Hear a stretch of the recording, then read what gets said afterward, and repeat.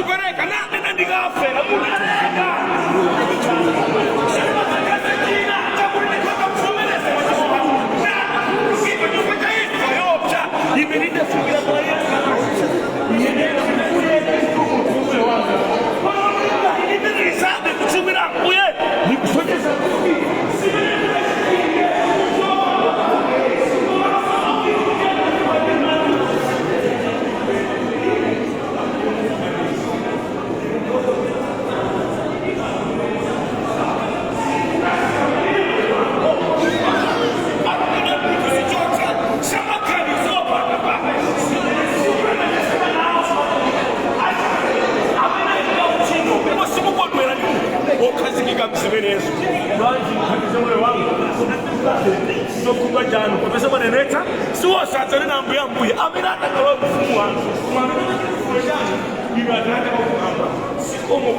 Atate muzina mpamvu Yesu tikuyamikani kulemekezani tsiku labwinonso lino Ambuye limene mwatipatsa ife ana wanu kuti tikozanso kuphunzira kwa inu mawu anu tikupemphera mukhale nafe kuyamba kwathu kuti mudzina lanu mukutate Mzimu Woyera amene kusamalira ana wanu samalirani ife amene kuphunzitsa ana wanu phunzitsani ife pano mu dzina la Yesu Khristu.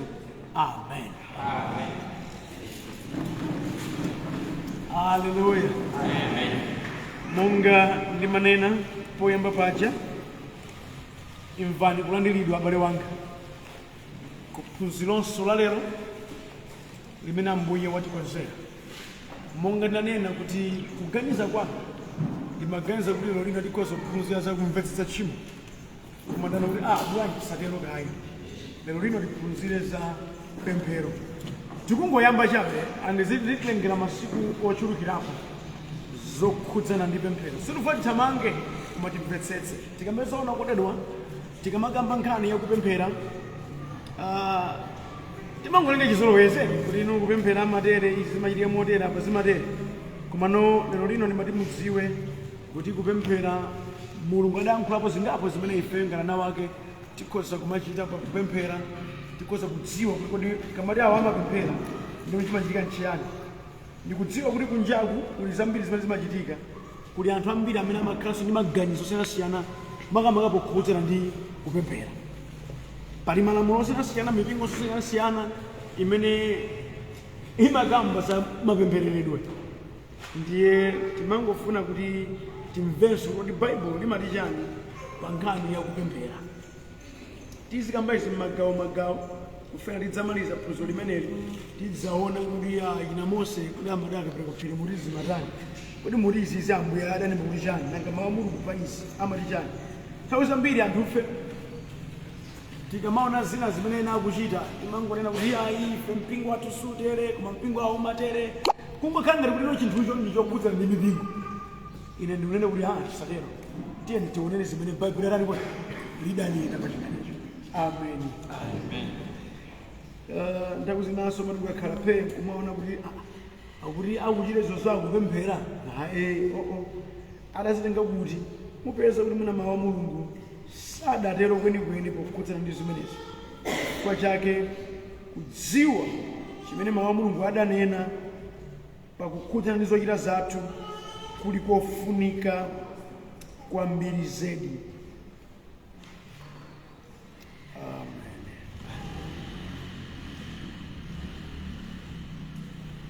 Okondedwa mudziwe kunena kuti ifeyo ngati mpingo ife ngati ana Mulungu tikamachita zathu kopanda pemphero kuli ngati kudzala mbewu pamiyala pamene palibe ndothiro umembekeze kuti china chichitika si choncho. Koma ndipeseka ife sitingakhale mdziko muno sitingakhale mmoyo uno opanda mata kupemphera ndikuti kugwa zitivuta kugwira ntchito opanda pemphero ndiye kuli ngati kudzala mbewu pamiyala. Uchidziwa kuti apo ndi chiyembekezo zitali kuti zitivuta chifukwa pemphero limachitiko kugulu kwa basi. Kupemphera kuli chiyani? kupemphera ndiko kuyanjana kwa mtima wathu ndi mulungu, kuyamika mulungu atate wathu, kulula zoyipa zathu ndi kumva mulungu kuti adalitse ife ndi anzathu onse. Kumachitika m'dzina la ndani kodi? La Yesu. Ameni. Mapemphero mu Baibulo ndiwo udindo oyambirira umene munthu adali nawo, kuyanjana kwa iyeyo ndi ndani kodi? Munthu oyambirira kawiri amayankhula ndi Ambuye. Inunso ndine ndi udindo wathu omwewo wakuyankhula ndi ndani kodi? Ndi Ambuye. Andimati ndikambe ngati palibe kuyankhulana ubale umakhala uvuta. Tingoyerekeza kunena kuti mukukhala limodzi m'mudzi koma nosayankhulana kena kalikonse, china chazo chikozochitika.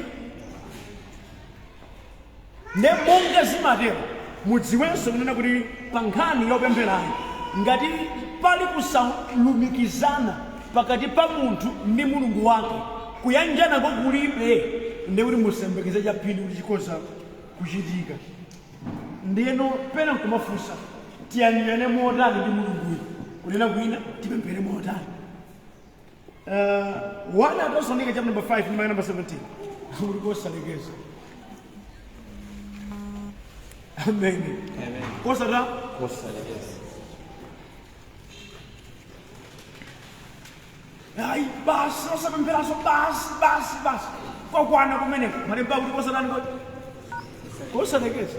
Kupemphera sikudzakwaniza mwapeza takulenga 1 Thessalonica 5:17 muzipemphera kosalekeza. Amen. Muzipemphera kosalekeza. Modi ndikamanga nkhani ya pemphero iwe nkuvuma kuti ine ndimapemphera motani kosalekeza.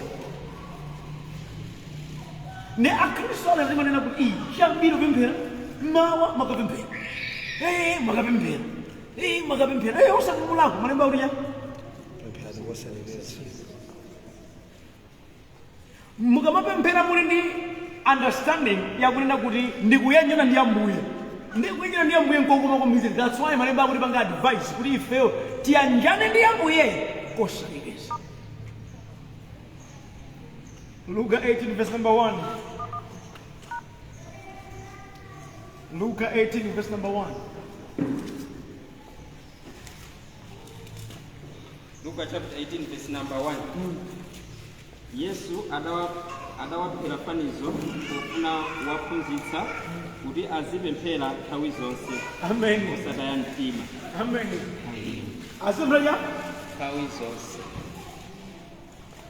Mukuva language kosalekeza maofana nake nthawi zonse. Nekuti kupemphera kulibe cha nthawi iliyonse is good for prayer because kupemphera nthawi iliyonse.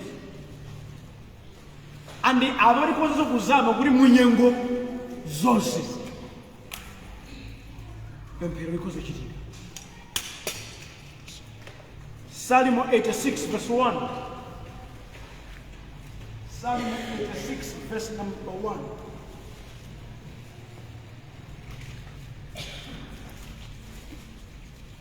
Psalm 86 verse 1.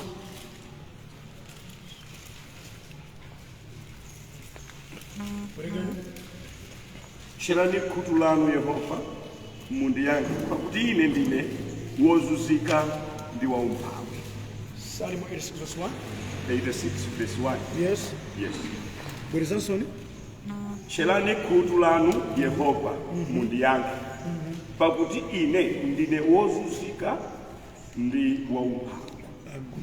Chichoye chale kuti Kuti tcherani khutu inu chauta ndipo mundiyankhe pakuti ndine osauka ndi osowa. Amen. Chilimbikitso chimene chakupemphera tcherani khutu la Mulungu. Ndasautsidwa mu tsiku lonse kupemphera ndi example ya pemphero. Tcherani khutu la Mulungu. Ine ndine osautsidwa ndikufuna ndikapemphera chifukwa kuti chiyembekezo chake ndi ndani mwe.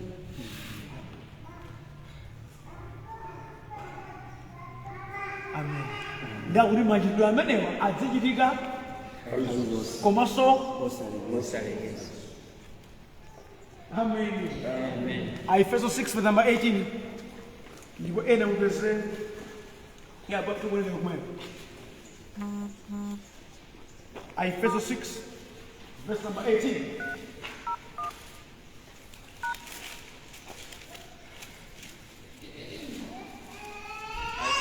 Verse 18. Chitani zonse mopemphera ndi kupempha chithandizo cha Mulungu nthawi zonse. Nthawi iliyonse muzipemphera motsogoleredwa ndi Mzimu Woyera. Chifukwa chake muchezere kupemphera mosalekeza, kupempherera anthu onse a Mulungu.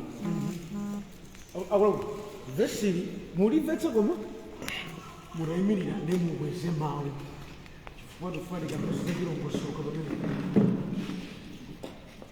Verse 18. Chitani zonse mopemphera ndi kupemphera chithandizo cha Mulungu nthawi zonse. Nthawi iliyonse muzipemphera motsogoleredwa ndi Mzimu Woyera.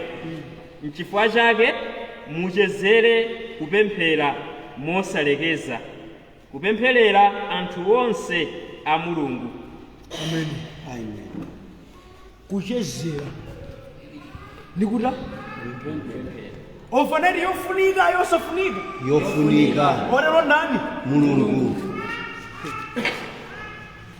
nanga mwanje mkulu heya iziziya sizofunika malemba kuti pempherani nthawi zonse kupemphera mungazofuna zanu ka kupemphera anthu ena ndipo kupemphera mwakhama ndi chichezerere malemba ali kutero nawina ine yayi kupemphera kuzitere apo kulekeza nthawi iyi yokha malemba kuti chichezerere achimwe andi kutsogola alina kupemphera oyera mtima kupemphera anthu ena ndi kuchezera kupemphera akhristu azanu.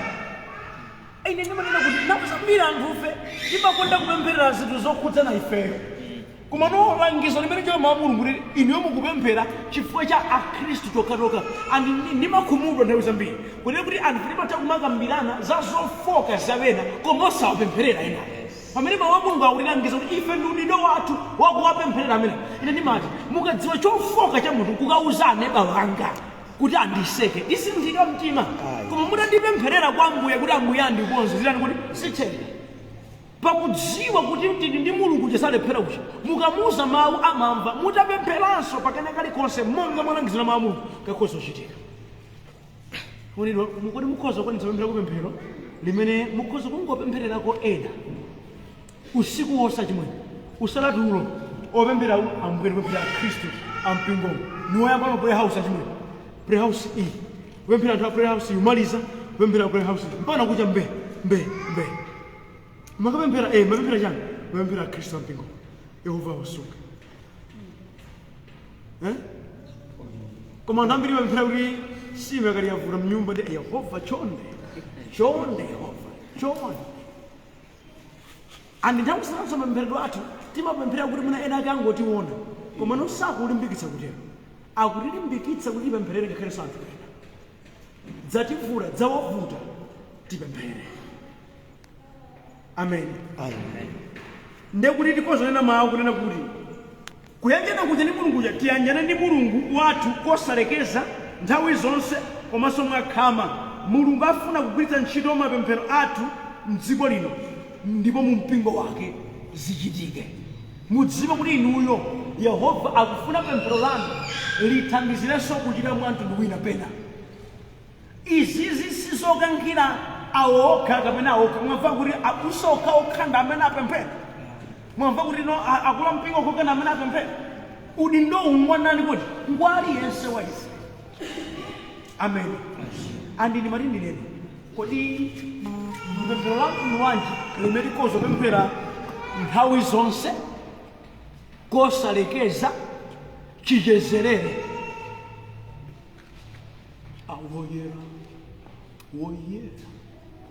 woyera kuti mutithandizire ife chichezerere igwira mukudziwa nthawi zinache kusempana kukapemberedwa kumanza kuti okay umachitachita kapena zimatani nthawi zina zake munthu amene udadzikutira kwambiri ulemu sungapemphere mpana nthawi yayitali singathe koma udzitenge iweyo ngati mwana wa mulungu amene ukhoza kutha kuyankhula naye atate wako ne ukhoza kukhala zokamba zambiri onani kuti kwa iye kamukundipetsera yankhulazi amen magawo apemphero zimene zikupanga pemphero limakhalapo gawo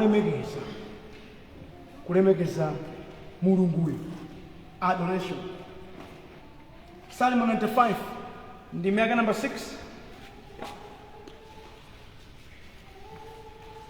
chivumbulutso 1 ndime yake number 12 pana 18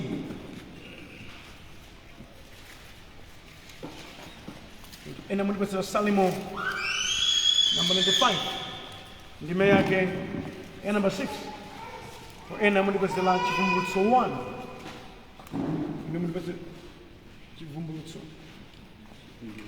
1 ndime yake number 12 pana 18 ena muwerenge Salimo number 1 number 95 verse number 6 tati chine mwajanga Chivumbulutso 1 verse 12 to 18 ena muwerenge Salimo 95 verse 6 yes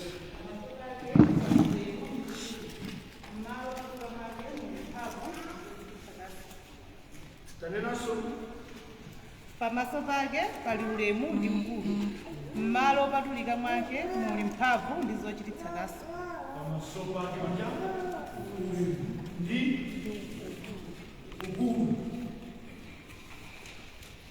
umulemekeze pamaso paliwe pamaso ukulu ndikuti mukamati mukufuna mumulemekeze muchita izi mumpatsa ulemu komanso kuonetsa chali kuti ukulu wake ya chivumbulutso chakuya Chivumbulutso chapter 1 verse 12 to 18 verse 12 nditacheuka kuti ndione akundilankhula ndani ndidaona ndodo zoyikapo nyale zisanu ndi ziwiri zagolide pakati pake pa ndodo za nyalezo ndidaona wina wooneka ngati mwana wa munthu anali atavala mkanjo wautali atamangira lamba wa golide pachifuwa tsitsi lake linali loyera ngati thonje loyera kwambiri ngati chipale cha mbee maso ake ngati lawi la moto mapazi ake ali chezichezi ngati mkuwa woyeretsedwa m'ng'anjo ya moto liwu lake ngati mkokomo wa madzi ochuluka m'dzanja lake lamanja adanyamula nyenyezi zisanu ndi ziwiri ndipo mkamwa mwake munali lupanga lakuthwa konsekonse lotulukira kunja ndipo nkhope yake inali yowala ngati dzuwa lamasana 17 nditamuona ndidagwa m'mapazi mwake ngati munthu wakufa koma iye adandisanjika dzanja lake lamanja nati usaope woyamba ndiponso wotsiriza ndine 18 wamoyo uja ndine ndidafa koma tsopano ndili wamoyo mpaka muyaya imfa ndi malo a anthu akufa makiyi ake ali ndi ine amen interest yanga ili apo muno amene amamufotokozera izi ngati izi imene ndi pattern imene mukhoza kukhala nayo pakulemekeza munimvetsa mawu ake ndi amphamvu kope yake ne munthu ukulemekeza wadziwa mawu a mulungu ukumudziwa mmene mulungu alili ukumpatsa bwino motitere mmene akuyankhulamo atamamva mwini wakeyo akhoza kuti chani munthu andilemekeza akufotokoza zimene zipatsa ine chani kuti ulemu nde mupemphero zizipezeka monso zimene zomalemekeza mulungu monga mmene iyeyo alili kumangotchula basi zimene chilili kumwamba ndi dziko lapansi mudalenga ndinu ndinu wamphamvu ndinogonjetsa ndi muja tsono umayankhula zimene mawu a mulungu adakuwuza zakuti mulunguyo ndi ndani. Amen. That's why kupemphera kumeneko mawu a mulungu izongatchule zichokera ku. Amen. Gawo lina ndilo gawo lakulapa. Cholakwika chikachitika ndiye ukufuna kugonja pachilimane kuti ukagonja mulungu amatani kuti amakulandira ndiye zimachike motani zimene zizi mupemphero ka. Salimo 32 ndi maka number 5, Salimo 51 verse 1, komanso Yesaya 59 verse 1 ndi 2.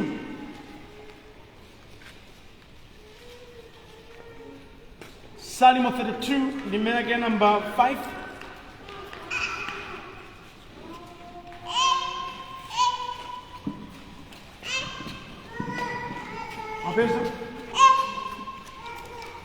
Salimo 32 verse 5 and Salimo 51 verse 1 and Isaiah 59 verse 1 and 2. 2 verse 5.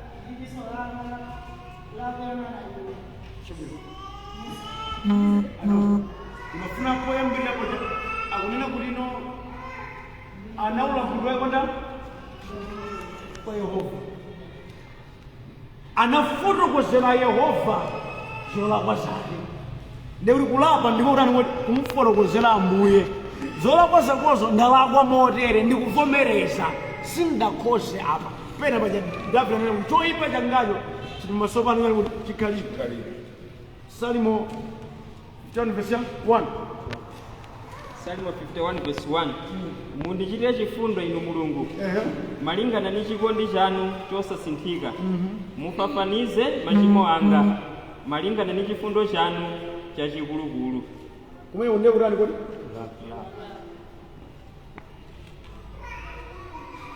verse number 2. Verse number 2. Mundisambitse kwathunthu pochotsa cholakwa changa mundiyeretse mtima pochotsa machimo anga. Zolakwa zanga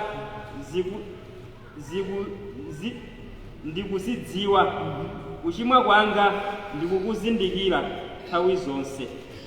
Aurana amene akupemphera ilipona pamali chake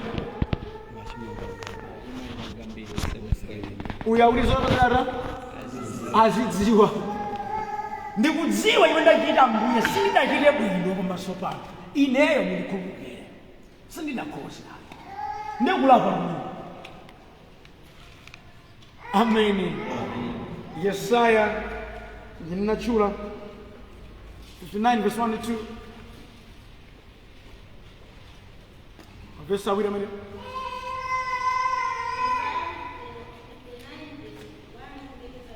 Taona mkono wa Yehova sikuvika kuti sungathe kupulumutsa, khutu lake sililogontha kuti silingabve, koma zoyipa zanu zakulekanitsani inu ndi Mulungu wanu, ndipo machimo anu abisa nkhope yace kwa inu kuti iye sakumva. chifukwa cholapira machimo